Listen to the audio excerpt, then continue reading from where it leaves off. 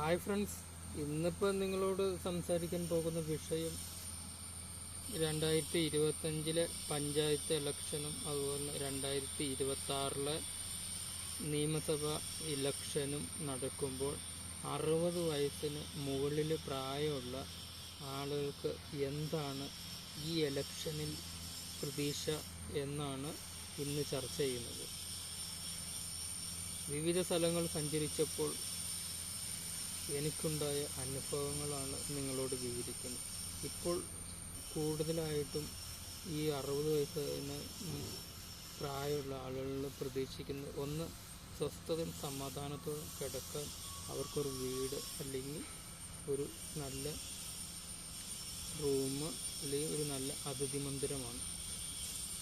പിന്നെ അവർക്ക് വേണ്ടത് ഭക്ഷണം, അതുപോലെ തന്നെ അവർക്ക് വേണ്ടത് ആധുനിക ചികിത്സാ സംവിധാനങ്ങൾ, വസ്ത്രം, അതുപോലെ തന്നെ സ്വസ്ഥവും സമാധാനത്തോടുകൂടി അവർക്ക് മരിക്കാനുള്ള ഒരു സാഹചര്യം.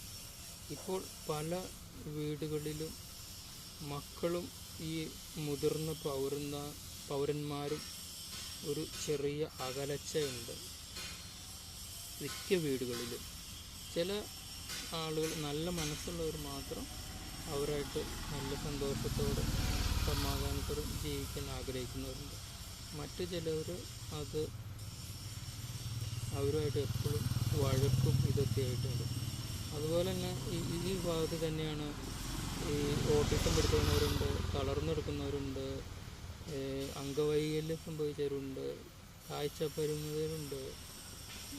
അങ്ങനെ ഒട്ടനവധി പ്രശ്നങ്ങൾ അത് വേറെ. അതല്ലാണ്ട് പിന്നെ തെരുവിൽ കിടക്കുന്നവരുണ്ട്. അങ്ങനെ പിന്നെ അങ്ങനെ കിടക്കുന്ന ആൾക്കാരും ഉണ്ട്. പിന്നെ അവർക്ക് ഈ ചെറിയൊരു തൊഴിൽ സാഹചര്യം ഉണ്ടെങ്കിൽ അവർക്ക് അതിലേക്ക് ലയിക്കുമ്പോൾ പിന്നെ കുറച്ച് സമാധാനം സ്വസ്ഥതയും കിട്ടും.